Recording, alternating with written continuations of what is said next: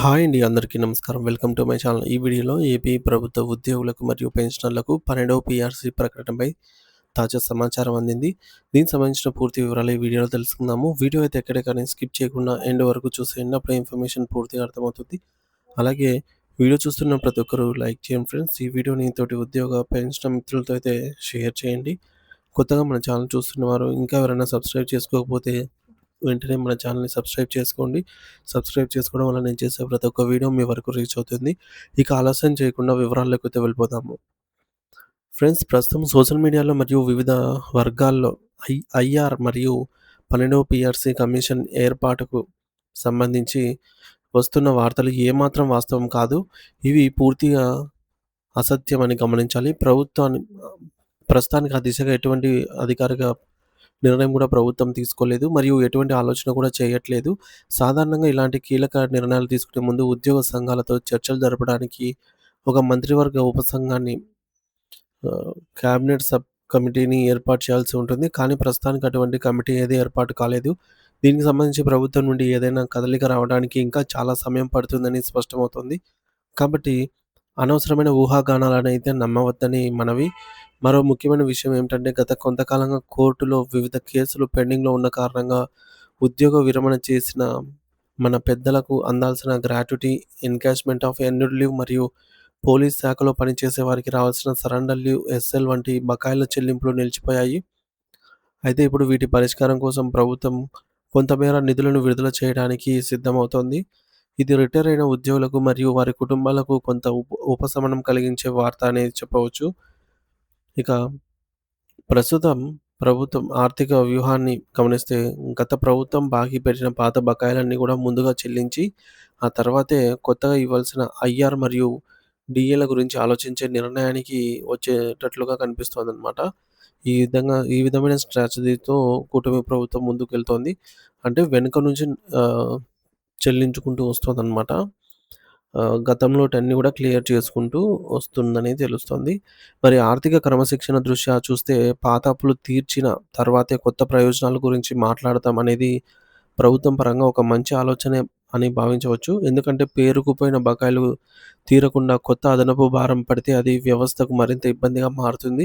ఇదే క్రమంలో 2020 ఏప్రిల్ నుంచి 2021 డిసెంబర్ వరకు సుమారుగా 20 నెలల కాలానికి సంబంధించిన 11వ పీఆర్సీ బకాయిలు అరియర్స్ రిటైర్ అయిన వారికి మరియు పెన్షనర్లకు ఇంకా అందాల్సి ఉంది. బకాయిల చెల్లింపు విషయంలో ఉద్యోగ సంఘాలు ప్రభుత్వంపై మరింత ఒత్తిడి తీసుకురావాల్సిన అవసరం ఎంతైనా ఉంది. వయసు మళ్లిన వారు తమ సొంత సొమ్ము కోసం ఇన్ని నెలలు వేచి ఉండటం బాధాకరం. కాబట్టి దీనిని ప్రాధాన్యత అంశంగా అయితే గుర్తించాలి. ఉద్యోగుల ఆరోగ్య భద్రతకు సంబంధించిన ఈహెచ్ఎస్ విధానంలో కూడా పెద్ద మార్పు రాబోతోంది. ఇకపై ఈ పథకం పూర్తిగా ఇన్సూరెన్స్ లింక్డ్ విధానంలోకి మారే సూచనలు కనిపిస్తున్నాయి. దీనివల్ల కార్పొరేట్ హాస్పిటల్స్‌లో నగదు రహిత చికిత్స పొందే విషయంలో ఉన్న అడ్డంకులు తొలగి మరింత మెరుగైన వైద్య సేవలు అందుతాయని అయితే ఆశిద్దాము. రాబోయే మునిసిపల్ ఎన్నికల సమయానికి ప్రభుత్వం ఉద్యోగులను ప్రసన్నం చేసుకునేందుకు ఐఆర్ వంటి కొన్ని కీలక హామీలను నెరవేర్చే అవకాశం అయితే ఉంది. ఎన్నికల నగారా మోగకముందే ఇలాంటి ప్రయోజనాలు పొందేలాగా అన్ని ఉద్యోగ జేఏసీలు ఏకతాటిపైకైతే రావాలి. విడివిడిగా కాకుండా అందరూ కలిసికట్టుగా ఉంటేనే ప్రభుత్వంతో చర్చలు జరిపేటప్పుడు బేరసారాలు అనేవి శక్తి పెరుగుతుంది. మరియు మన డిమాండ్‌లను కూడా నెగ్గుతాయన్నమాట. నెగ్గించుకోవచ్చు. ఇక విద్యాశాఖ విషయానికొస్తే, ఈ విద్యా సంవత్సరం ముగిసేలోపు అవసరమైనటువంటి రేషనలైజేషన్ ప్రక్రియను లేకుండా చూసుకోవాలి. మరి ఉపాధ్యాయులను ఇబ్బంది పెట్టే సర్దుబాటు చర్యల కంటే, చాలా కాలంగా పెండింగ్‌లో ఉన్న బదిలీలు మరియు పదోన్నతులు ఇవ్వటంపై ప్రభుత్వం దృష్టి సారించాలి. దీనివల్ల ఉపాధ్యాయుల్లో పని పట్ల ఉత్సాహం పెరుగుతుంది మరియు విద్యా వ్యవస్థ బలోపేతమవుతుంది. పదోన్నతులకు సంబంధించి ఈ మేరకు ad hoc service rules GOMS number 12 ప్రకారంగా కొన్ని నిబంధనలున్నాయి. దీని ప్రకారంగా ఎల్ఎఫ్ ఎల్ఎఫ్ఎల్‌హెచ్‌ఎం పదోన్నతులు పొందడానికి ఇంటర్మీడియేట్ మరియు టీటీసీ టీటీసీ విద్యార్హతలు కలిగి ఉన్న ఎస్‌జీటీలు మాత్రమే అర్హులని గుర్తుంచుకోవాలి. ఈ నిబంధనల పట్ల స్పష్టత కలిగి ఉండటం వల్ల పదోన్నతుల ప్రక్రియలో ఎటువంటి గందరగోళం ఉండదు.